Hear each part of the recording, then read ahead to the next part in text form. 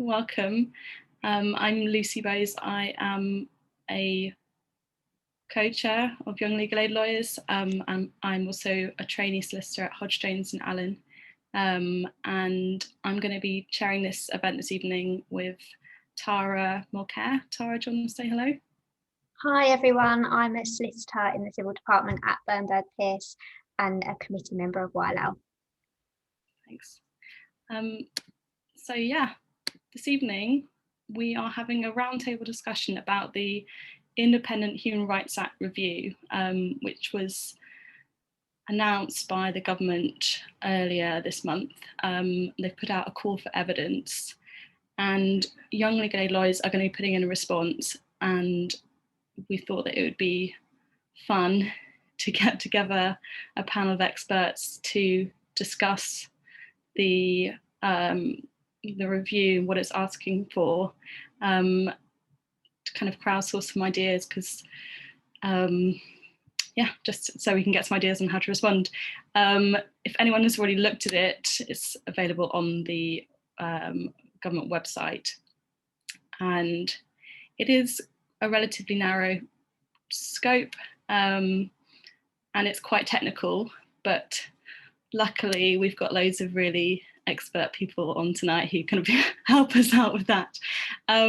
We're also going to have a look at kind of what we can be doing to protect the Human Rights Act as well. I know that it's such an important piece of legislation for us as legal aid lawyers. I know that we often, and many of us probably use it every day in our work, and it's very worrying that there seems to be these kind of constant rumblings that they want to get rid of it, and yet there's not yet been a anything that good, an alternative proposed in its place. Anyway, without further ado, I'm going to ask each of our panelists to very briefly introduce themselves. We are quite short on time tonight. We've got a lot to get through. So if you can just say your name and where you are at, where you're practicing or where you're working at the moment, and then we're going to dive right in into the first theme of this evening. So thank you. I should probably kind of pick on you. Okay, I suppose we all got different orders. So do you want to go alphabetically? Starting with your surname, your surname? Yeah. Thank you, Lucy. I think that's me. I'm Aarif Abraham. I'm a barrister at Garden Court North, and I specialise in public international law and international criminal law. And thanks for having me. Thank you for coming. I may be next. I was frantically scanning everyone's surnames. So my name's Alice Cullingworth. I'm a solicitor. I work at Rook, Irwin, Sweeney. We are a new law firm, less than 1 year old. We're public law specialists. I think it's me. It really does put your alphabet to the test. I'm Donnchadh Greene. I'm a barrister at Doughty Street Chambers, and I mainly work in community care, public law, education. Thanks for having me. I think it's me next, unless I've missed anyone. I'm Zehrah Hasan. I'm a barrister at Garden Court Chambers, and I specialise in immigration, asylum, and public law and civil liberties. My name is Mark Hylands. I'm a solicitor at Doughty Pierce Glynn. I predominantly do public law, just review immigration detention and civil damage claims and some inquiry work. I'm Jessica Jones. I'm a barrister at Matrix Chambers. I specialise in public law, public international law and crime. Hi, I'm Barbara. I'm a solicitor at Bristol Law Centre. I specialise in immigration and employment. Hi, I'm Emma McClure. I'm a solicitor at Swain Solicitors and a YLAL committee member. I specialise in prison, mental health and public law. Hi, I'm Stephanie Needleman. I'm a lawyer at Justice, the all-party law reform organisation, and I focus on public and administrative law. Hi, I'm Sian Pearce. I'm an immigration solicitor at Asylum Justice in Cardiff and a postgraduate sociology student at Cardiff University, and specialise particularly in immigration and Welsh law. Hello, I'm Bethany Shiner, a lecturer in law at Middlesex University and PhD candidate at University of Oxford. Previously practicing solicitor, specialising in human rights and judicial review. Hi, my name's Eilidh Turnbull. I'm a human rights officer at British Institute of Human Rights. I'm not a practicing lawyer, and what we aim to do at British Institute of Human Rights, which is a human rights charity working across the UK, is teach and inform as many people as possible about the Human Rights Act so that they can use it in their lives every day. It's really easy having a surname that starts with W. I'm Katie Watts. I'm a lawyer at Liberty, and I lead on our work on protest, privacy and surveillance, and I'm also leading on our work on what we're calling page 48, so the response to the last consultation on the independent review of administrative law, and on this as well. Great, thank you everybody. Good remembrance of the alphabet. Let's go for it then. So the first theme is dealing with the relationship between the domestic courts and the European Court of Human Rights. So under the Human Rights Act, the domestic courts and tribunals are not bound by case law of the European Courts of Human Rights, but they are required to take Section 2 of the Human Rights Act. They are required by Section 2 of the Human Rights Act to take into account that case law when determining a question that has arisen in connection with any convention right. So the review is welcoming general views about how the relationship is working, any strengths or weaknesses in the current approach, and any recommendations for change. So a nice meaty one to get us started. Does anybody want to kick us off? Yes, Aarif. Thanks, Lucy. I can be pretty unequivocal with the first question and say that the relationship's working well, and maybe even go further to say that actually I struggle to see how things can work better. There are really three reasons for that. The first reason is there are already both formal and informal mechanisms which allow states and the court to both have a dialogue and also consult one another about the reform, both to the convention and the court. So for instance, I've been lucky enough to be part of biannual meetings between states and the court, as well as NGOs and the court, that essentially allow NGOs as well as states to specify what substantive and procedural changes should be made to the court's decision-making process. In addition to that, there have been several high-level conferences where states can actually negotiate with each other and the court in order to undertake reforms. And these meetings have had and have led to fundamental reform of the court. And just by way of example, Protocol 14, for instance, reinforced both the principles of subsidiarity and margin of appreciation accorded to the states. And essentially, these reforms rolled back a lot of the protections of rights in terms of adding significant hurdles to admissibility. There are two also new protocols that aren't in force. Protocol 15 has specifically added subsidiarity and the margin of appreciation to the preamble to the convention. And Protocol 16, which actually the UK government hasn't signed and probably will refuse to sign, gives the Supreme Court in the UK the ability to ask the European Court of Human Rights for an advisory opinion, a non-binding advisory opinion. So that's another mechanism which allows dialogue between national courts and the European Court of Human Rights. So already these mechanisms stack the odds in favour of the government. The second point I'd make is actually the UK has a tiny amount of admissible cases before the ECtHR, and that's because national courts faithfully apply the convention domestically. Just by way of example, in 2019, there were only 111 applications before the court from the UK.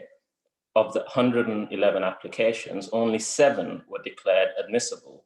So that's 94% of cases from the UK are rejected.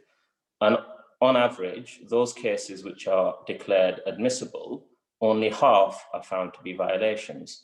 So what we are really talking about here are 3 or 4 cases of violations in a country of 66 million people. So on the face of it, we are a really good complier in terms of the convention at an international level. And in 2019, in fact, the 111 represented the lowest number of applications per head of population of all 48 member states. And just to put that into perspective, in 2019, Russia had 15,000 applications, and Turkey and Ukraine roughly had 9,000 applications each. And the final point here is that, if anything, what we are seeing with the European Court of Human Rights is what one academic has called negative subsidiarity. And that essentially is where the court has abrogated, largely under duress, its role as the interpreter and arbiter of the convention. And the reason for that is that the court is challenged at a systematic level by authoritarian states across Europe. And we have sadly become part of that systematic challenge. So to conclude, I mean, essentially what we should be asking here is not what the relationship is like, but exactly how the UK government can bolster and support the court and provide it with further resources. The court has jurisdiction over 835 million people at a cost of just £60 million per year. That's less than 7p per person in the UK. And as the 6th largest economy in the world, I think the UK government can afford to pay 7 pence per person in the UK to uphold international rule of law. Thank you very much. That was really succinct and you've covered lots of ground. It sounds like there may not be any recommendations for change, particularly if you think it's working well. Does anyone else want to come in on this one? Got a few other names down. No pressure. Oh, yeah, Sean. Sorry, I couldn't see you there. Go for it. Thank you. I know Zehrah also wants to come in on this one. Now, I mean, I'm going to sort of echo a little bit what's just been said in that it's going to be it's working quite well. But one of the particular advantages of the current arrangements is consistency across the various devolved areas, and this is particularly important right at the moment as we see the approach that's been taken after the withdrawal from the European Union, and how devolved assemblies' powers and rights have been treated as part of the reformulation of UK law. For those who don't follow Welsh law, in the last week and a half, a judicial review has been lodged by the Council General of Wales regarding the Internal Markets Act and its treatment of the Senedd legislative powers. So although it's almost making the unionist argument, which isn't very much like me, I would say that there is a strong argument for keeping that centralised, because the chances are that, based on the legislation that's been enacted regarding other international instruments, that what we might see is the Senedd and the other devolved assemblies undertaking their own human rights legislation, which would have the effect of creating quite a lot of inconsistency across the UK, which I don't think, I mean, it is something that would, and we'll come on to how we persuade and campaign for all this later, but it is something that potentially would play well to the current unionist government. But it is something to be aware of, that the implications of changing the current settlement and how it would affect the play of human rights across the UK.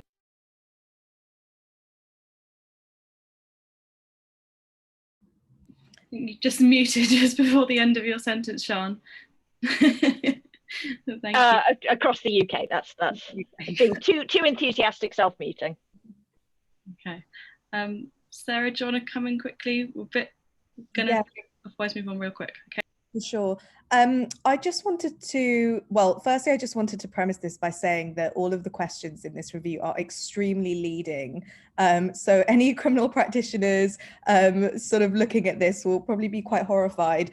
But I just wanted to expand a little bit on this point about the judicial dialogue, and just to give a kind of positive example of why I think that it does work well, and why it's a really important aspect of the European Court of Human Rights to preserve. And I think essentially what the dialogue is it's a part of a process of both conceptualizing and legitimizing the definitions of fundamental human rights concepts. And in this way is also a form of accountability between the domestic courts and a kind of quasi-international forum. And so I thought a helpful example to kind of demonstrate this is in the context of Article 3 rights and removability where someone is seriously or terminally ill. And as immigration asylum practitioners will be aware, there's a European Court of Human Rights case of Papashvili, which has kind of long been sort of relied on to argue that the test in medical cases is not as high as the test that was set out in the case of N and in the House of Lords. And essentially, the N approach is that removal's only not justified if you're essentially at death's door.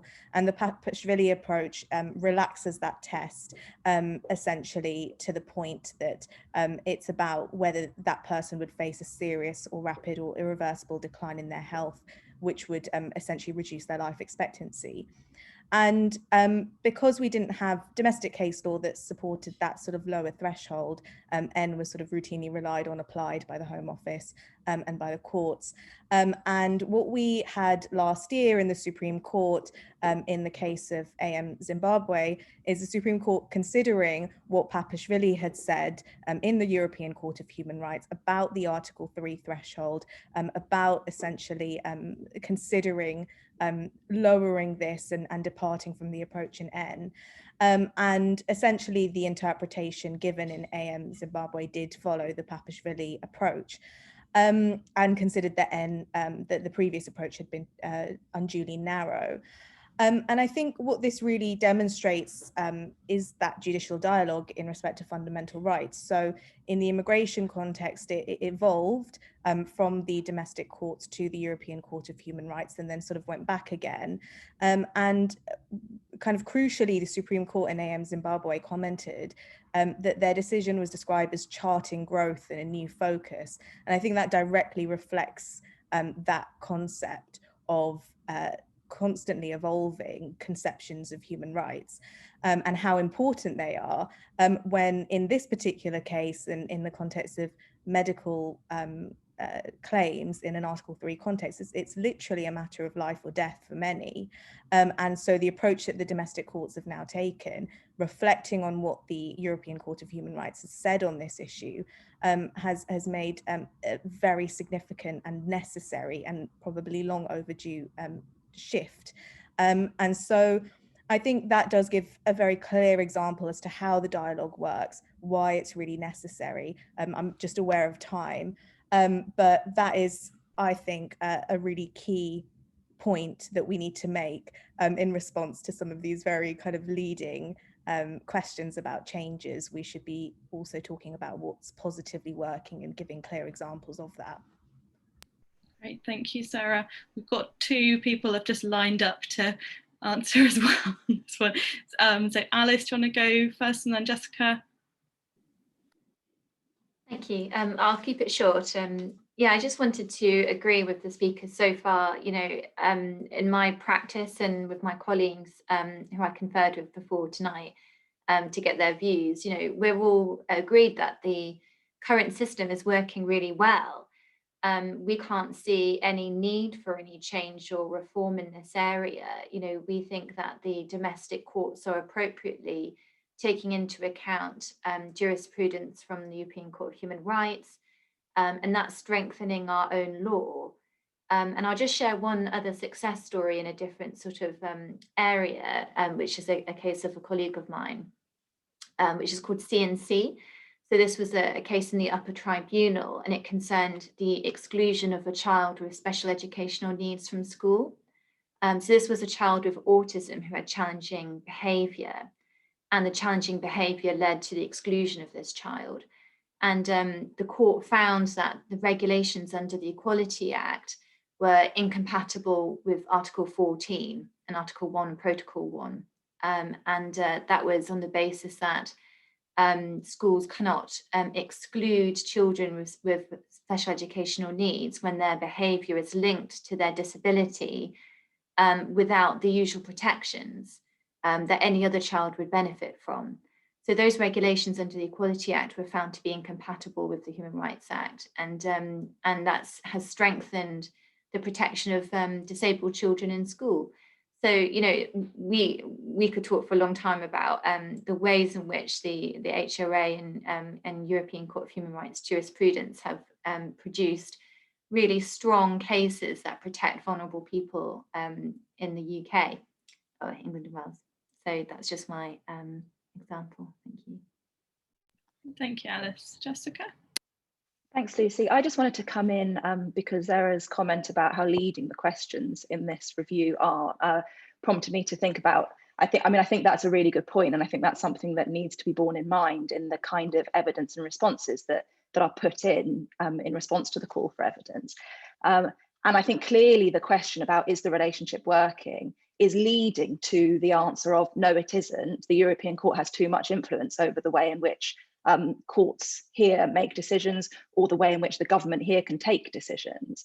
And I think that's just a really strong counterexample to that, which is the case of prisoners voting, which, you know, I think it was 2005, 2006 that the European Court said that the Prohibition in the Representation of People Act was in contravention of prisoners' human rights. It prohibits prisoners from voting.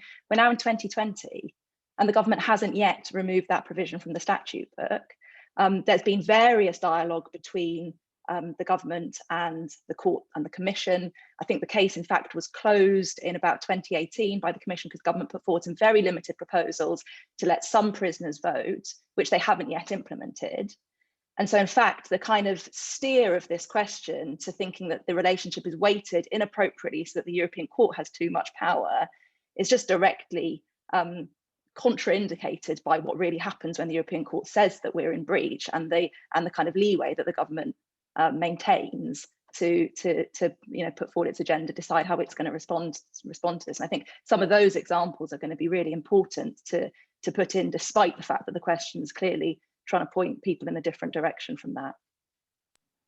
Completely. And I think any of us who responded to the previous consultation on administrative law will, I don't know, maybe think that this was slightly less awful than that one, but we still need to be really alive to that. And I think it's a shame actually that this is, you know, it's got such a narrow focus. I think obviously the things that it covers are important, but it seems disappointing that this is, you know, it's been 20 years since the Human Rights Act has been enforced, and this is our only chance to feed back on it. And we've only got these small points to respond to, so we've got to kind of crowbar some good news stories in there as well. I'm going to move on to the next kind of strand of this one, which is about the duty to take into account European Court of Human Rights jurisprudence and how that's been applied in practice. And the question is there a need for any amendment to Section 2? Mark or Stephanie, do you want to come on this one? Yeah, I'm happy to. I mean, I think a lot of this has already been covered by people, and the general consensus is that there isn't a need for amendment. I think the sort of short answer is that, sort of as Jess was saying, the duty to take into account is operating as the words describe. The courts take into account, and you know, we think we've moved on from the strict mirror principle in EULA, and you know, there are plenty of examples of both courts doing more and less. obviously Jess gave an example of prisoner voting. I mean, if you look at the recent example of Hallam, I mean, Lord Wilson said in his judgment that he was sure that the appellants would be successful in Strasbourg, but was not able to subscribe to the analysis because he thought it was wrong and incoherent. So, you know, I think, you know, people, sort of detractors, you know, like to say that the domestic courts sort of too slavishly follow Strasbourg, but clearly this isn't always the case. I think just on the other side, they, again, the sort of the same people that are often saying that sort of counterintuitively also take an issue with domestic courts doing what they see as going further than Strasbourg, which is slightly, I think, having your cake and eat it. You either want them to be bound by Strasbourg or not. But just on that sort of going further position, I mean, I think one of the instances in which that's done is in relation to the margin of appreciation, which will be discussed later. But the other is really domestic courts sort of speaking where Strasbourg hasn't yet spoken. And I mean, that has to be the right approach when you look at the terms of the Human Rights Act. Section 6 requires courts to adjudicate on claims before them and not, you know, sort of speaking on a matter because Strasbourg hasn't spoken, you know, would be a dereliction of that duty. And it also ties in with the dialogue point, because failing to speak, you know, limits the ability to have dialogue between the domestic courts and Strasbourg. So yeah, that's sort of some thoughts on that. And sort of in summary, I don't think there's any need for amendment. Thanks, Stephanie. Mark? If yeah, I can just add on to that, and I completely agree, echo what people have said already about the need for an amendment section 2. The only amendment I would sort of propose, if there was one, would be to reinforce the concept that judges can go further, that the ECtHR rights, the convention rights, are replicated within the Human Rights Act. It is a domestic system, it's a domestic right, and although that we can sort of the mirror principle, as Stephanie was saying, has sort of progressed over time. I would sort of, if there is going to be amendment, I would be pushing more for the codification of the concept that judges can go further and not be held back on areas, for example, where there hasn't been Strasbourg judgments and the likes. Jessica mentioned the prisoner voting case as a good example of judicial dialogue. I think there's another, and that's Al-Khawaja, or the domestic case of Horncastle, where it's, you know, it's in the criminal context about witness evidence and convictions upon witness evidence, and effectively what had happened in Al-Khawaja was that the domestic court, the Supreme Court, had said that there wasn't a breach, there wasn't a violation of Article 6. Went to Strasbourg, the chamber, so the lower tier in Strasbourg, heard it, said that there was a violation. And then there was this domestic case of Horncastle. And this is where judicial dialogue worked.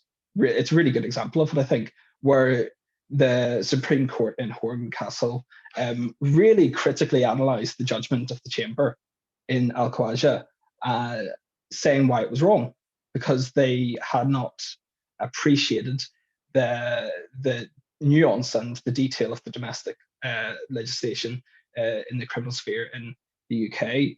And, you know, contrary to what normally happens, where they would follow clear and or perceived clear and consistent jurisprudence from Strasbourg, Horncastle was, there's no violation and we're right, and invited the Strasbourg court to reconsider it.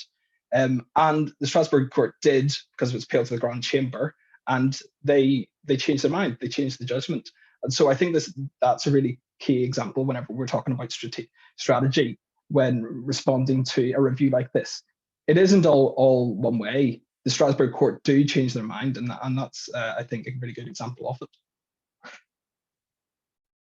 Totally. Thank you, Mark.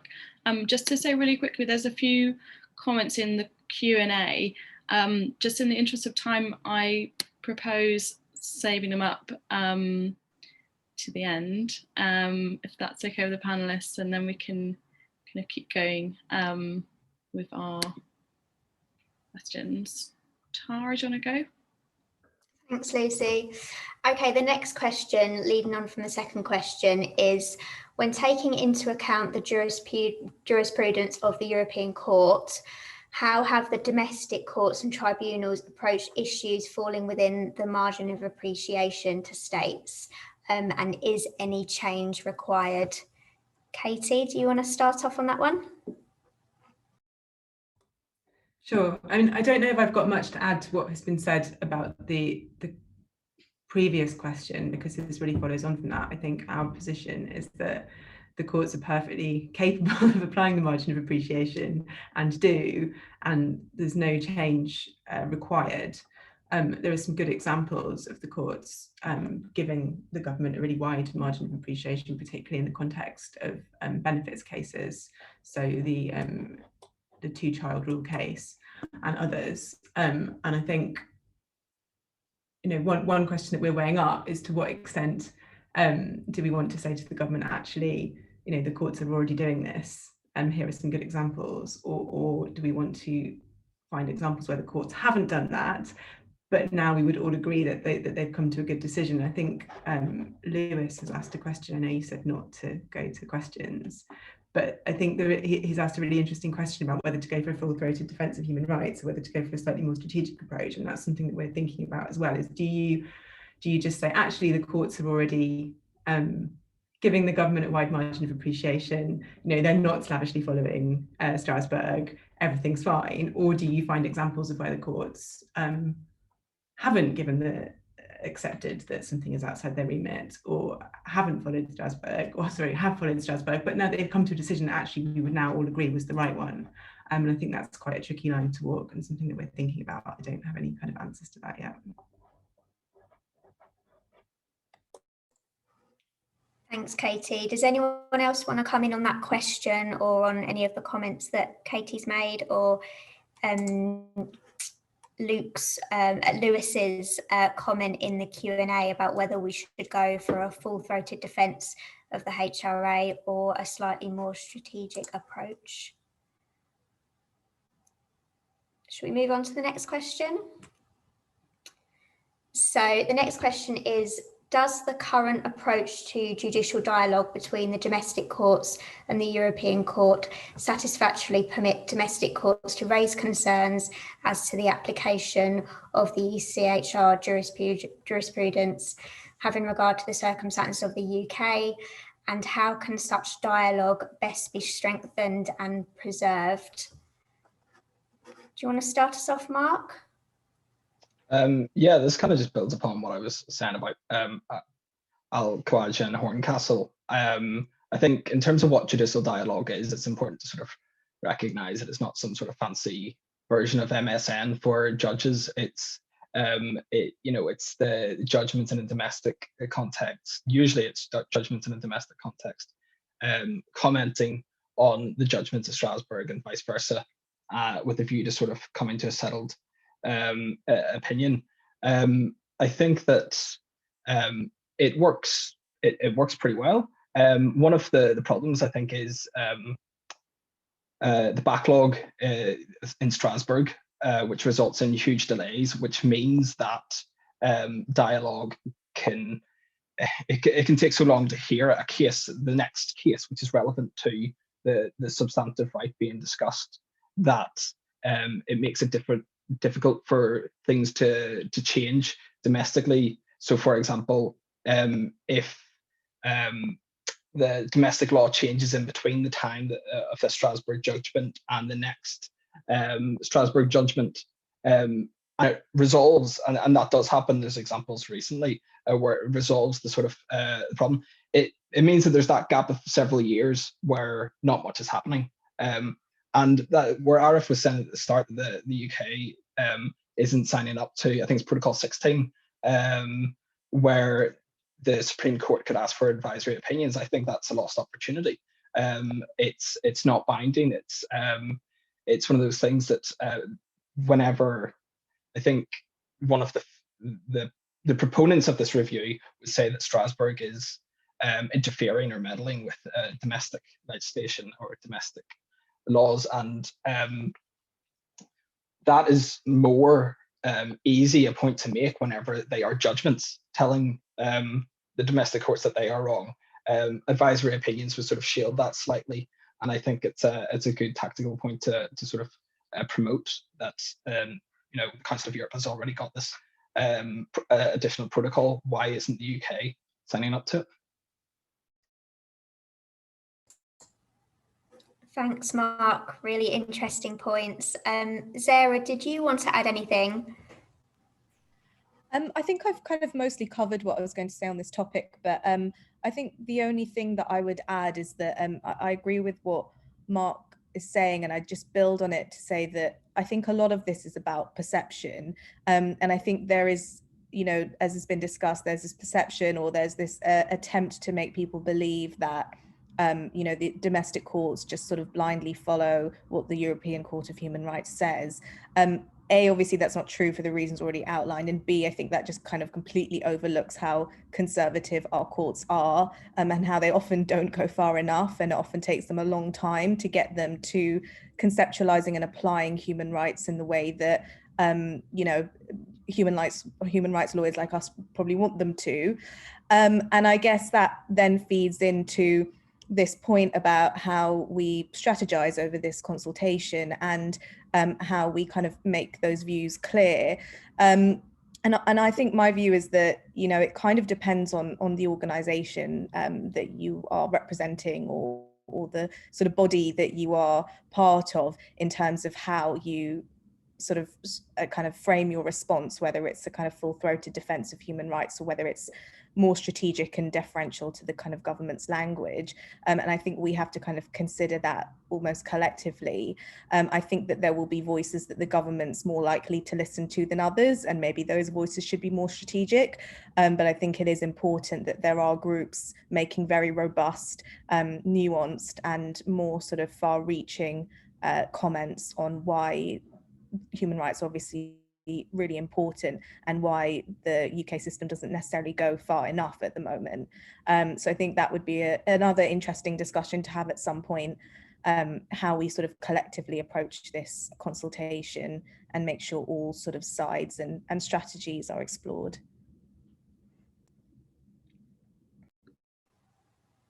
Great, thank you, Zehrah, and thank you, everyone. I think that concludes the questions for the first part of the review. So in the interest of time, I'm going to move on to the second theme, which is the impact of the Human Rights Act on the relationship between the judiciary, executive, and the legislature. So the first question, so the review would welcome any general views on how the roles of the courts, government, and parliament are balanced in the operation of the HRA, including whether the courts have been drawn unduly to matters of policy, and they particularly welcome views on any strengths and weaknesses of the current approach and any recommendations for change. So another leading question. Eilidh, do you want to kick us off? Yes, of course, thank you. First of all, I just want to sort of echo what a few people have said already around the sort of the questions in this review and what's included and what's not included. And what is not included is pretty much any mention of the impact, positive impact that the Human Rights Act has had on the lives of people over the past 20 years, of which I'm sure any one of us could share a number of stories, whether that be stories people using human rights in everyday life or in the courtroom. So that's definitely something that's missing, and that's a big risk. On that as well, a sort of a positive of this review is it's going to be publicly published. So anything that's submitted will be published. And I think whenever we're thinking about how we respond, that's something to definitely think about. And at BIHR, of course, we're really worried that the people who do use the Human Rights Act every day, they're going to sort of open up that review and be a bit scared off by the sort of questions that are asked. So we are, I'll speak a bit about this at the end, but we're working to support people who access services, community groups, and sort of staff who do have duties under the Human Rights Act to sort of submit responses themselves as well. So that's the first thing. In terms of how the Human Rights Act works and the roles of the court, government and parliament, so the HRA is actually set out in a way to ensure that the roles of government and parliament and the courts are balanced. As you'll know, it's part of our constitutional framework and upholds the rule of law. It ensures that individuals can seek justice in the court, but it doesn't allow the courts to strike down acts of parliament. Instead, there's the declarations of incompatibility, which I'm not all going to go into because I'm sure many people will go into this. And in our view, the Human Rights Act strikes an appropriate balance between the Parliament and the courts, and indeed, whilst doing so, respects the constitutional principle of parliamentary sovereignty. Another really key and important thing is the duties of Section 3, 4 and 6 in the Human Rights Act. They're so important whenever we think about how the Human Rights Act works outside of the courtroom in people's lives every day. The aim of these duties is to ensure that we can all expect a basic level of treatment in our interactions with public services. Section 3, for example, of the Human Rights Act, it's really essential how it works every day because it makes clear that decision makers, whether they be social workers, police or local authority staff, and when they're applying legislation in their work, they must make sure that they're protecting and respecting people's human rights. And every day, we at BIHR have sessions where those exact people do attend, social workers, local authority staff, and we tell them the law says that anytime you're applying another law, it has to be compatible, or it should be compatible as far as you can with human rights. And that's such an essential tool for decision makers to be able to use, because it ensures that decision making, or the aim is to ensure that decision making is human rights compliant right from the start, instead of human rights only being used as a sort of a problem solver once things have gone wrong. So it's so essential, these frameworks that are in place for how the Human Rights Act works. And I'll of course speak a little bit more about how we might want to campaign in the sort of way that we want to respond. But I just wanted to really quickly say something about devolution in this context, and Shan's already brought it up as well. But the rights in the Human Rights Act and the frameworks and how it works are completely interwoven into the devolution arrangements. The Scotland Act, the Wales Act and the Northern Ireland Act, which of course has a sort of an additional level of importance because it's part of that international peace process. And of course, the discussions that we're going to have about the Human Rights Act, they might sort of change depending on what part of the UK we're in. And that also has to be taken into account when we're thinking about how we speak about it. For example, in Scotland, we have seen a bit of a move towards increased protections and increased sort of integration of protections, such as the Convention on the Rights of the Child. And I've heard quite a lot of people speaking today about calls for increased protections or sort of increased protections of a right, which of course is so incredibly important. But what we have to do whenever we're thinking about that is ensuring that we don't forget to fight for what we have, or to protect what we have just now, and to talk about how important that is, because I think the past few years have sort of showed us not to have confidence that anything's going to stay around for very long, including the Human Rights Act. This is of course not the first time it's been challenged. We had the sort of Bill of Rights Commission things in the past, but definitely building up that bank of like positive examples about how the Human Rights Act has been used, and thinking really carefully about how we want to word things around asking for increased protections or increased rights or whatever it is we want to ask for, and making sure whilst we do that, that we talk about how the Human Rights Act is working quite successfully at the moment. I'll stop talking now because I'm sure lots many people want to put in this point. Thank you so much, Eilidh. Donnchadh, do you want to come in now?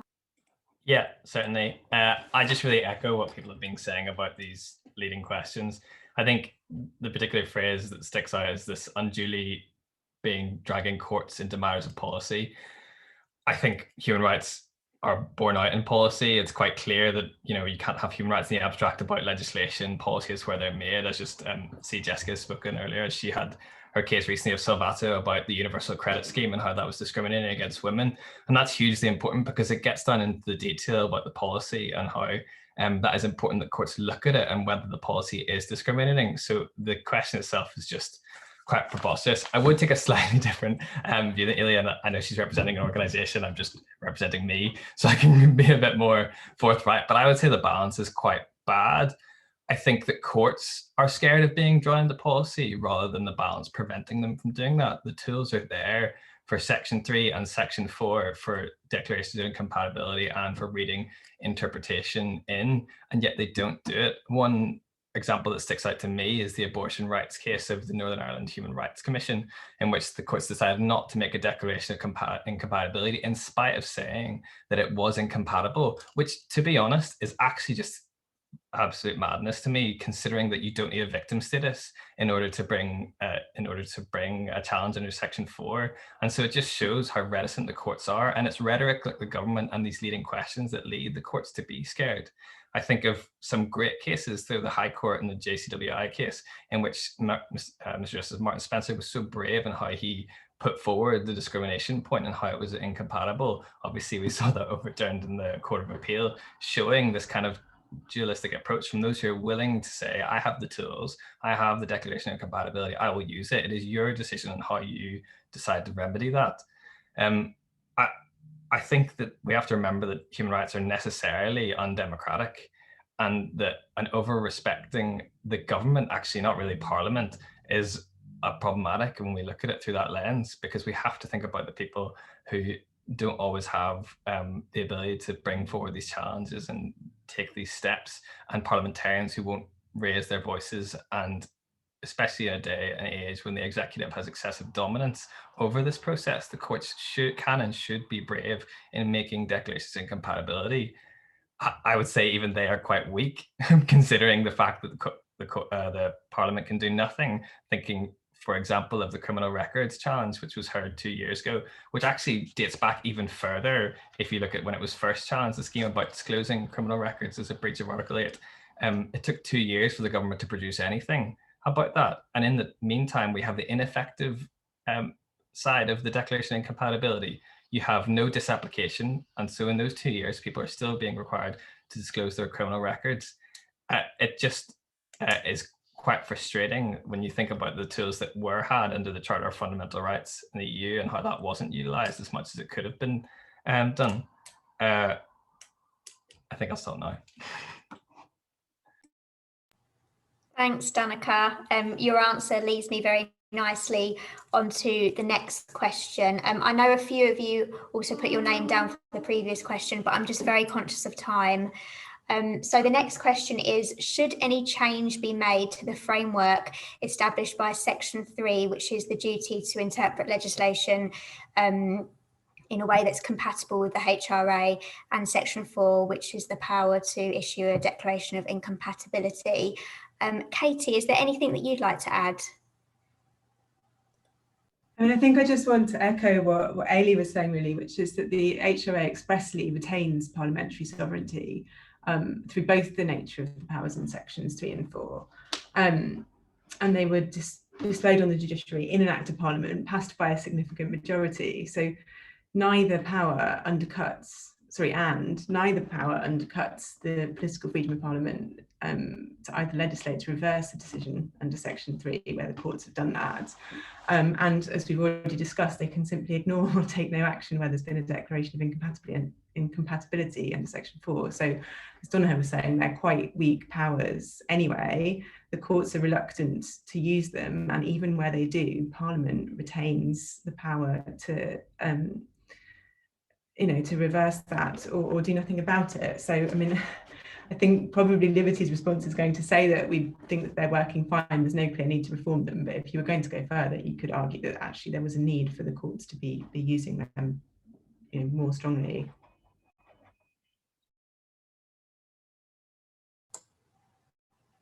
Thanks, Katie. And Bethany, did you want to come in? Not on this point. It was about the previous point, so sorry, I'll wait until the next point, if that's okay. Sure, that's fine. Okay, we'll move on to the next question, which is, are there instances where, as a consequence of domestic courts and tribunals seeking to read and give effect to legislation compatibly with the HRA, legislation has been interpreted in a manner inconsistent with the intention of the UK Parliament? If yes, should Section 3 be amended or repealed? Bethany, did you want to come in on this point? Okay, sure, yeah. I just want to make a general observation. So far on everyone's contributions, there seems to be a tension between wanting to defend the Human Rights Act from what seems to be quite an explicit intervention to try and reduce or dilute the protections afforded within the Human Rights Act. And I think we can quite reasonably base that assumption on merely statements coming from the current Attorney General. And, you know, if that's not the intention, that's certainly everyone's fear. And so we're on the defensive, but equally at the same time, we've all, you know, many people have given examples of when actually there have been incredibly unsatisfactory decisions being made on sometimes problematic reasoning and too much deference to government. And so I just wanted to point out this tension in terms of how we address that in any responses. Because of course we're not saying that the Human Rights Act operates perfectly. The courts don't always come to decisions which we as practitioners, let alone clients, will think has protected the human rights of those individuals affected. So moving on to the specific question, again, what a frustrating question, very close, and almost is framed as if there's a real absence of understanding of how the Human Rights Act operates, to the point where it almost feels like we have to explain it. And I think we have to be you know, careful of this question, like other questions, because it's simplifying the point. And it's much more complex than that. I mean, of course, the whole point of the Human Rights Act is to help ensure that legislation does not violate the rights contained in the European Convention. And so the intention of Parliament is rarely explicitly set out to go against the Convention, if ever. I mean, look at the current legislation going through the House of Lords of the Overseas Operations Bill. It quite clearly undermines our international human rights obligations, yet of course, according to the Ministerial Declaration of ECtHR compatibility, is perfectly compatible. And so when there is a tension between the so-called intentions of Parliament and the practice of the law which has given rise to violations, of course it's the court's role to assume that Parliament has had no such intention of violating those rights. So this is just a slightly you know, frustrating question, but I think the broader point is the first point I made about this strategy when it comes to defending the Human Rights Act, whilst acknowledging how unsatisfactory many human rights decisions have been from the courts. Thank you. Thank you. Sian, do you want to come in on this question?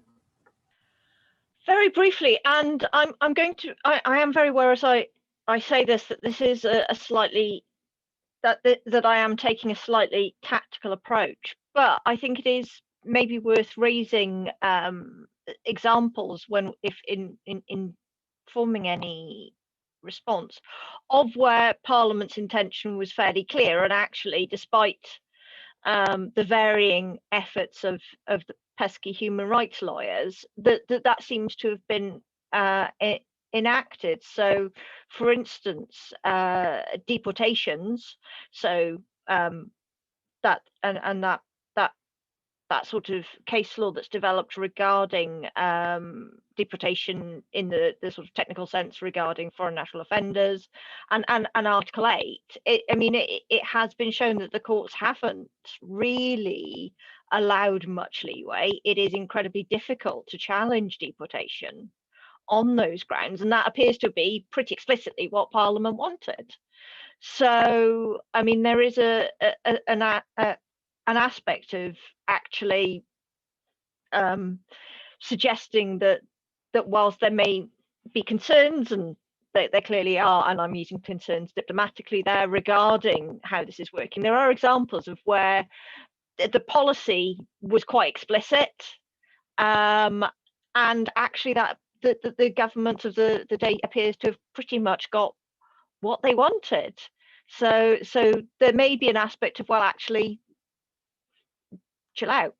It's not such a, and I think that is an interesting point, one that should be brought. Again, I am absolutely explicitly noting this is a very tactical way of arguing it. It's not disputed, but that certainly, there are certainly areas that you can point to where the policy was explicit and there hasn't been major deviations from the courts at all.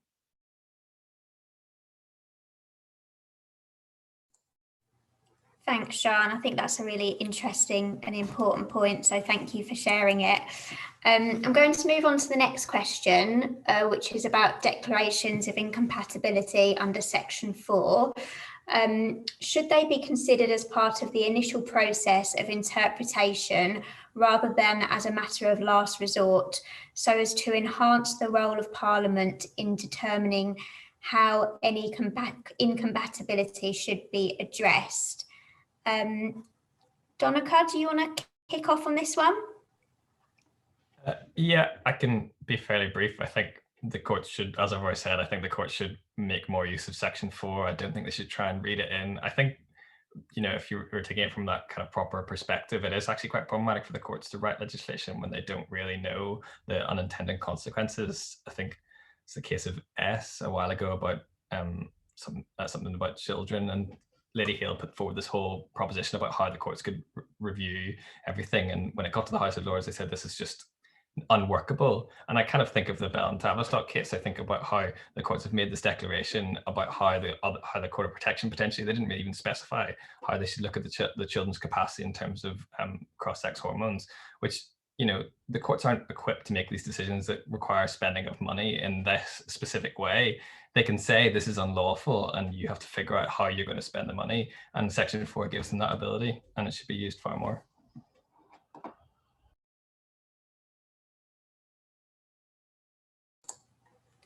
Thank you. Does anybody else want to come in on this question about Section 4? Mark? In terms of the question, they be considered as part of the initial process of interpretation? No, I don't think they should. I think that when considering, I completely take on the point I think that Donnchadh is making, that and the usefulness of declarations of incompatibility, and that courts aren't in a position to legislate, and it is problematic whenever that happens. And I think that's when human rights lawyers, in those cases, that's kind of where people get the bad name. But in terms of just what the Declaration of Incompatibility is, it's not an effective remedy. And to sort of recognise as well that Article 13, the right to an effective remedy in the ECtHR, is not replicated within the HRA.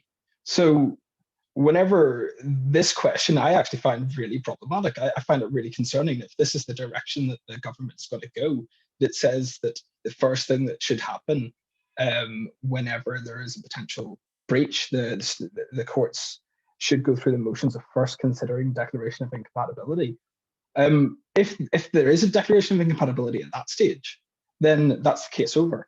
And it doesn't change anything for the person in that case, because it doesn't disapply the law. So there is no effective remedy for the individual.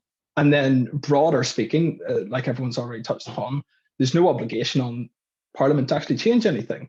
And so if you know, even if you wanted to challenge the right to an effective remedy, then you would have to go to Strasbourg.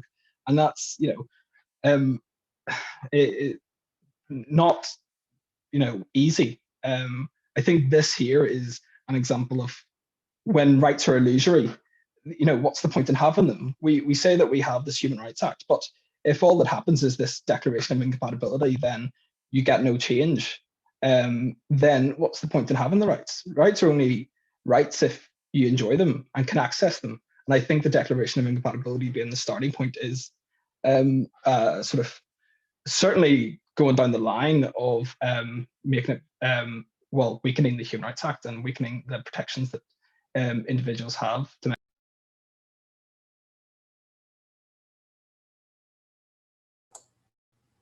Thanks, Mark. The last two questions under this theme, I'm going to bunch together because I'm conscious of time. So the penultimate question is, under the current framework, how have courts and tribunals dealt with provisions of subordinate legislation that are incompatible with the HRA? Is any change required? And the final question is, in what circumstances does the HRA apply to acts of public authorities taking place outside the territory of the UK? What are the implications of the current position, and is there a case to change? Jess, can I hand over to you? Sure, of course. So on the first of those, which is the subordinate legislation point, I mean, invariably, the courts, when confronted with a challenge to a piece of subordinate legislation, when they find that there's a breach, they make a declaration. They either do that in a formal declaration or kind of just in the terms of the judgment itself. And that seems to me just another way in which quite a careful balance is struck between the different kind of constitutional realms that are in play and the court's kind of deference to the other branches, because of course the courts can go further than that. The courts have the power to read down subordinate legislation under Section 3. The courts also have the power to quash subordinate legislation, but in my experience, they very rarely reach to those solutions. And even when there are cases where, I mean, they're often asked to. So Donnchadh talked about the criminal records cases, and the key findings of human rights violation there were in secondary legislation, and the courts were asked to quash and refused to quash. They just declared. That meant that then, you know, the government was left with what one might say is its proper constitutional function of determining how to amend that. That meant that there were 2 years when they weren't amended. But you know, the courts are kind of cautious and slightly deferential like that.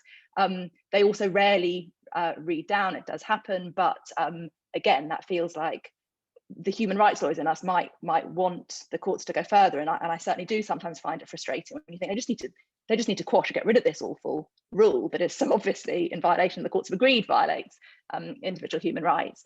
But then, of course, there are all these potential unintended consequences. The courts aren't legislators, and it's actually not a straightforward task to legislate. So I suppose, is any change necessary? Probably not as a result. I mean, I would like to see some of the other tools used more frequently. There's, I guess, one emerging question that I've been thinking about that maybe would be useful in respect of subordinate legislation, which is some clarification about the extent to which courts can make a general declaration about the incompatibility of subordinate legislation, because that is an issue that human rights issues are ventilated through an individual person under Section 7. It has to be a person who's a victim of the human rights breach who brings the case. There's a Supreme Court case, Matheson, where a case about the violation of rights of disabled children in the way that benefits were paid out to hospitalised disabled children.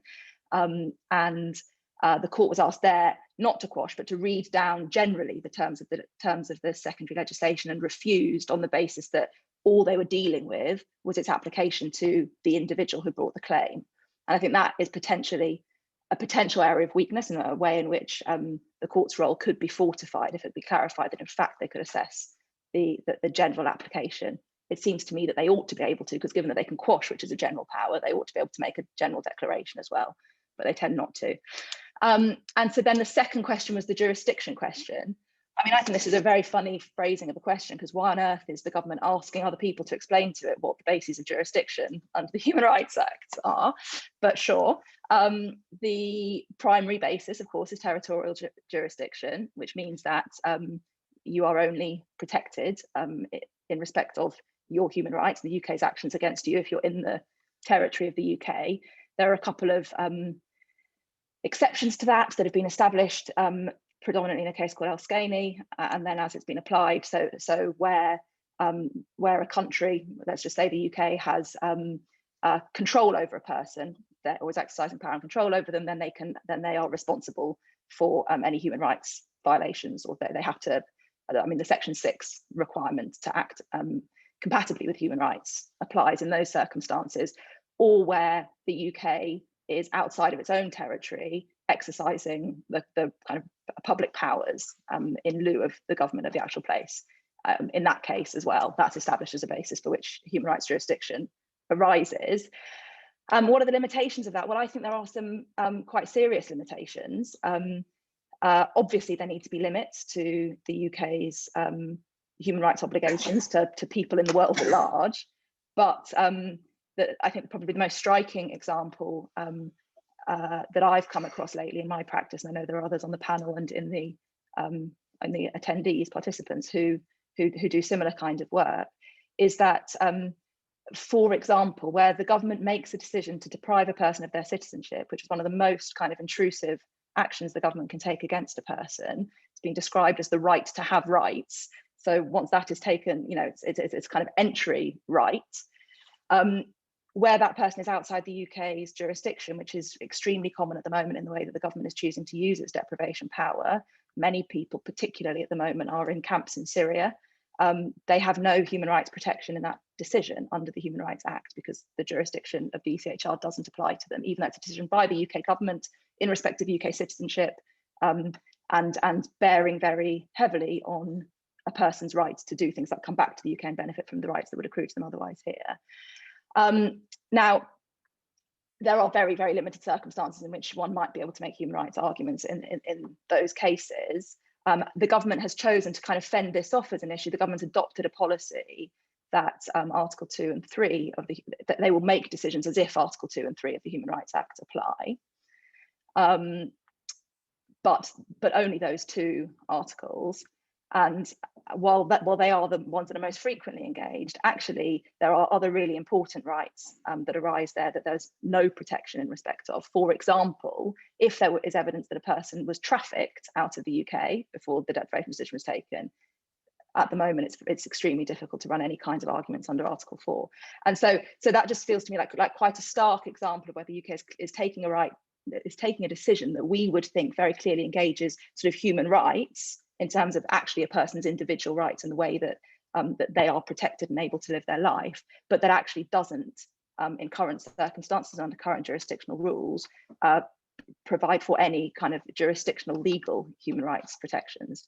And so I think that is an area in which other exceptions to the territorial jurisdiction rules would be really helpful as a development.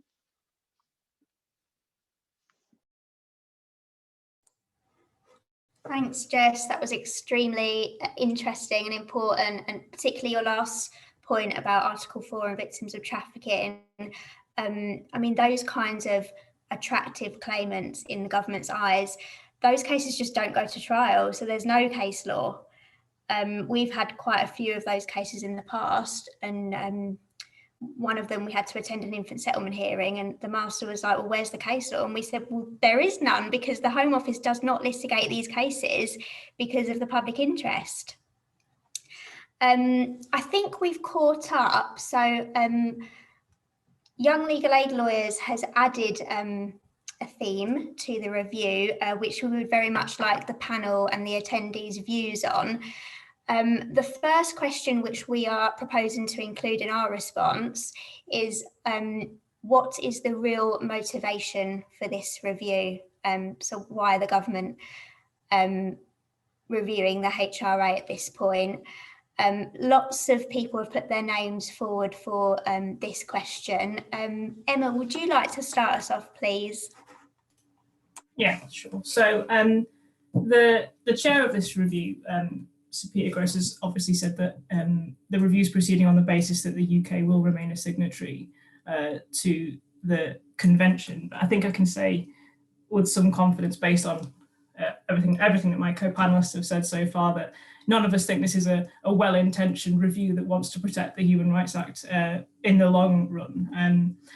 I noted that Lord Neuberger and former Conservative AG Dominic Grieve were giving evidence to the Human Rights Committee Parliament today, and both of them said, essentially, if it ain't broke, don't fix it. And they think the Human Rights Act has been entirely beneficial to to the sort of the law of the land. And so I'd highlight that it's not just us bleeding heart liberal lawyers that think that this is a strange review to be having at the moment. I think we need to point to sort of past behaviour from sort of the current government and the ruling party over the past 10 years. Obviously, the Conservative Party have a long-running dislike and desire to get rid of the Human Rights Act. Their 2015 manifesto screamed about scrapping it. And there was the review that's been mentioned in 2016 with regards to a Bill of Rights. And the 2019 manifesto only made one small reference to the Human Rights Act. It just said it wanted to update the Human Rights Act. But in the context of what's come before, I can only assume that update means weaken. And that's also the case, I would say, based on the wording of this review, because there's been quite a lot of reference to the questions in this review being quite leading. I would say there's no rules of evidence in parole hearings, so for me there were leading questions all over the place, so that didn't strike me as very surprising. But they're not quite as blatantly biased, I don't think, as the ones in the independent panel on judicial review that took evidence at the end of last year. But there are obviously various parts of it that are concerning that all my co-panelists have already mentioned, so I won't go through them all in detail. I think that the biggest one is the idea of courts being brought unduly into matters of policy is the sort of most Weasley worded one of them all. I would say that we have a Home Secretary at the moment who was found to have bullied her staff, where the outcome of that was that the people who reviewed the case resigned. We've got a Prime Minister who failed to take any responsibility for 100,000 deaths from coronavirus yesterday. There's a culture within the current government of, in my view, of avoiding scrutiny and responsibility. And so the idea of updating the Human Rights Act in this environment feels very malignant indeed. I would say my clients, as someone who mostly represent prisoners, don't vote Tory, mostly because they can't vote. As Jessica noted earlier, there's a very, very long-running issue with regards to human rights and prisoners voting, as it made David Cameron feel physically ill. I just said there's a few things that David Cameron did that made me feel physically ill, but I won't specify. And I think, yeah, I'll leave it there for now. Thanks so much, Emma. Some really great points that I've forgotten that he had said that, actually. I think we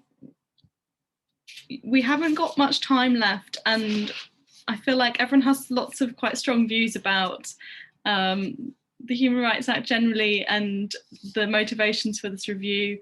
I think we can all talk about why it's important to our clients. I think what I would really selfishly be interested to hear is how our panelists think that we could effectively campaign to protect the Human Rights Act. Does anyone have any great sparky ideas they want to share? Barbara, we haven't heard from you yet. I think it's been a great panel, and thank you everyone for all your contributions. I think there is a lack of understanding in terms of how the Human Rights Act actually affects people on the ground. So the law in itself, and most of you will be aware of this, even for example, if you're applying for exceptional case funding, it's so complicated, it's not accessible. But in terms of, if you could tell someone that, okay, in simple terms, what we're talking about is, for example, someone not having to live in pain every single day. You know, it's simple terms like that. So I think even in terms of judgment, sometimes I get a bit frustrated because I'm an immigration practitioner, so a lot of areas have been removed out of scope, and I do legal aid mainly. So it's quite frustrating that there is this important tool that clients can use, but it's not accessible because when you read it, how can people comprehend it? So I think comprehension is one, but also I think as a sector as well, when we talk to people, because we understand how this impacts people, it's our job to translate it. But when people come through the door and hear the terminology that we use, it's quite it probably just goes over their head. But I think trying to be simplistic. And then just to add on to that, I think another thing would be public legal education and starting that early, so that engagement is there with the law, and so that people understand that how it affects them. So that those are the points that I would add to that. Thanks so much, Barbara. I think that point about public legal education is just key. I don't know how many of you have read Secret Barrister's latest book, Fake Law, but there's some really good points in that. And I think that, yeah, we can't protect it if enough people don't care about it. So we need to get people to care about it in the first place. Eilidh, do you want to come in next? Yeah, exactly. I just really want to build on what Barbara said. If there was some sort of emoticon that I could use that says I agree with you so much, then I would definitely be using it right now. I have 3 sort of steps that I would suggest that people use if they're thinking about defending the HRA. Firstly, to keep it real, relevant and about people. The Human Rights Act, as we've all said, affects us and our clients every single day, but we have to, as Barbara so rightly said, think about that and think about how we talk about that with people, think about the language used and the level of sort of accessibility. And I think there's such a risk with this review about getting tied up in the very sort of narrow questionings and sort of forgetting about the overall picture, which especially in this context that you've all raised is such a concern whenever we look about some of the other things that have happened over the past year, some of the language that's been used around activist lawyers and things like that. It's so essential to keep it real and to keep it so relevant to people's lives. Secondly, as lawyers, I would suggest that we think about engaging with the wider impacts of the law, especially the Human Rights Act, beyond the courts, and how the Human Rights Act creates a framework which can help not only ensure accountability when things go wrong, but also support better decision making in the first place. There's been quite a lot of talk about how courts apply the Human Rights Act, which of course there's so much to be said about that and really nuanced things, but the Human Rights Act is also there to sort of protect people's human rights in all of their interactions with public authorities and public services every day. And that's something that's so important and is the sort of stuff that also changes people's lives every day. And then thirdly, that non-lawyers also have to speak up for the law and why it matters to us all. But just in order to echo again, Barbara, and this, in order to be able to do this, I would say that those with legal experience and legal education, we all need to be involved in thinking about what role can we play in ensuring that this discussion of law is made accessible as possible to as many people as possible to have ownership of that law. Remember, one of the few things that we can do to sort of, it seems like to sort of persuade our government in either way is vote, those of us that can vote. And if we do get such a, it's maybe slightly naive, but if we do get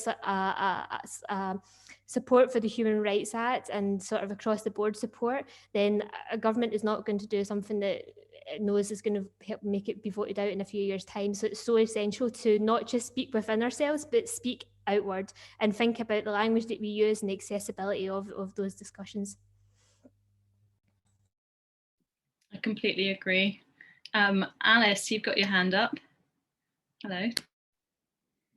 Hi, yeah, just briefly, I think I agree with everything that other panelists have said. And I think one thing we can do as lawyers is really talk about the stories of our clients where the HRA has made a difference in their lives. And as you said, in a very accessible way.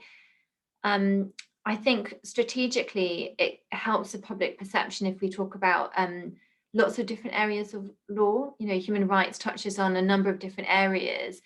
And I think that it will help with public perception to focus on areas like, for example, community care, where the HRA has really made a difference for disability rights. And, there are topics like immigration, where, those cases, I feel as lawyers, we really care about these areas of law, but I feel like when it comes to public perception, it helps if we talk about other cases as well, just to show the balance of the different areas of people's lives that are touched by the HRA.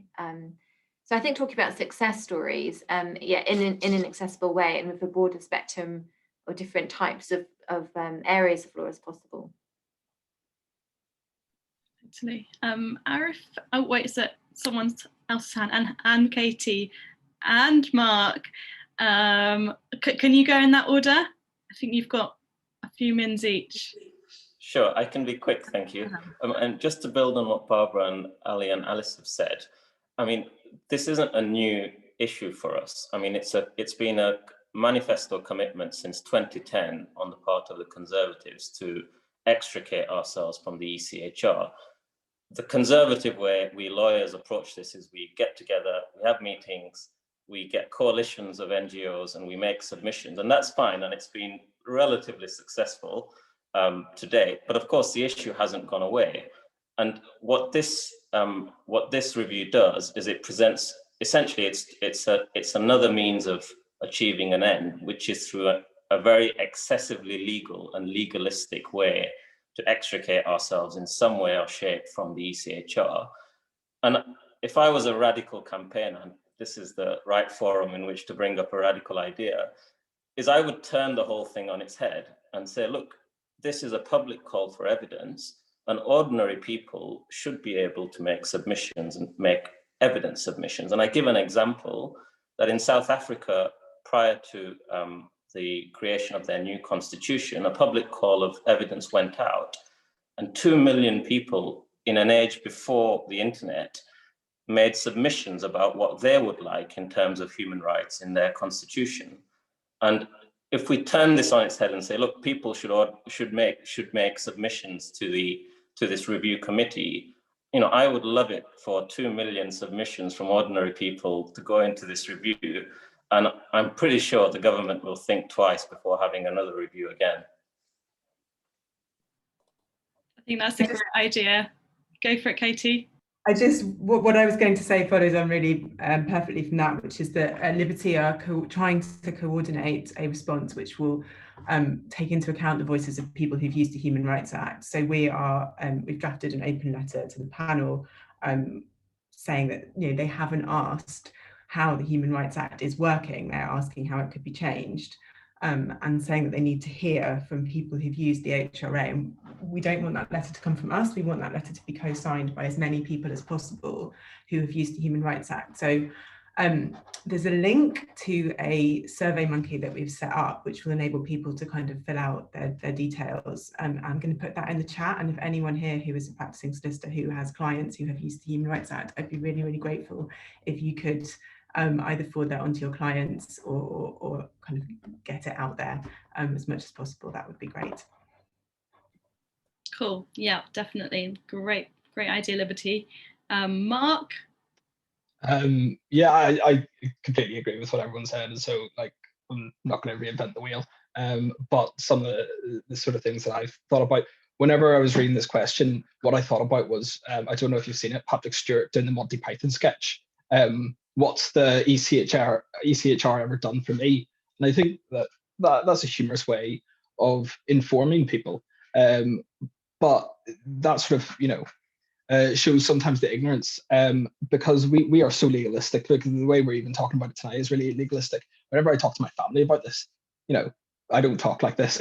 So we have to sort of reach people, ordinary language, as Barbara was talking about earlier, and not sort of seeing, I think there are some lessons to be learned from the Brexit referendum, and I hate to bring it up, but you know, the campaigning was awful. I'm like, there was an elitist, I think, sort of perception of it, and I also think that it was constantly defending the status quo whenever it's much easier to attack the status quo, isn't it? So for me, I would be a bit more radical, and I think by, you know, saying, yeah, you're right, the Human Rights Act isn't as good as it could be. Let's talk about how to make it better, and bringing it within the scope of the questions. I think the right sort of an effective remedy is an example of that. And also just one thing that I've sort of thought about in the context of COVID, one thing that I've really thought has got people are pretty unanimous in sort of rebuke of there being one rule for them and one rule for us.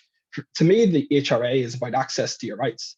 It's about accessing your human rights, which before you could only do whenever you went to Strasbourg. And so yeah, it's, if you're really wealthy and you can afford that, then great, you can access them. But otherwise you can't. So again, just I think that their rule, one rule for them, one another for everyone else, is one of those catchy snippets that might actually pick up some traction. Completely, it's so important the way that we communicate this. And yeah, I'm gonna just say really quickly, we're 1 minute to 8. We'd like usually finish at 8, so we're going to overrun by a few minutes, so sorry about that. I'm going to go to Emma and then to Eilidh on this particular one, and just to say also, we've had some really great questions in the Q&A, and I would say there's obviously a lot of interest in this, and that's really exciting to see. YLAL will be putting in a response, and we would love to have people volunteer and put themselves forward to help us out with that. So Emma, do you want to go? Yeah, so I just had a sort of a comment in terms of campaigning and using examples from clients and things like that. Now, so my clients are people that come into contact with the Human Rights Act every single day because they are detained by the state, and obviously when you are detained in that way, then your chances of your rights being violated are much higher. And as much as I would love to assume that most people think that my clients are human beings, unfortunately, given a lot of the reporting that happens, it's difficult to try and get people to be sympathetic to the concerns of prisoners as much as I would like them to be. And so and I spend a lot of time doing that, but I can't spend all of my time doing that and then talking about the Human Rights Act. So I tend to, when I'm talking about human rights and trying to get people more interested in them, is to look at examples like, as an adopted Scouser, one thing that's close to my heart is the Hillsborough Disaster.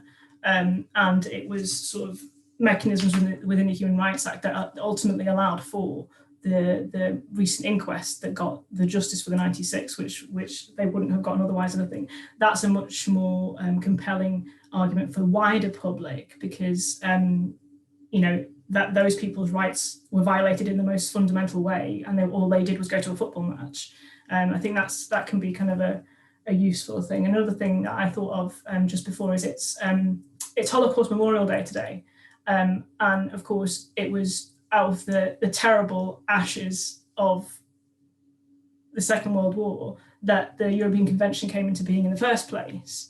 And I think it's useful to highlight, that's where, without rights, where you can end up. I think that's a useful thing to talk about. And then finally, there was a question that's been addressed, and I'd just like to sort of add my voice to it in terms of whether or not we should be strategic or full-throated.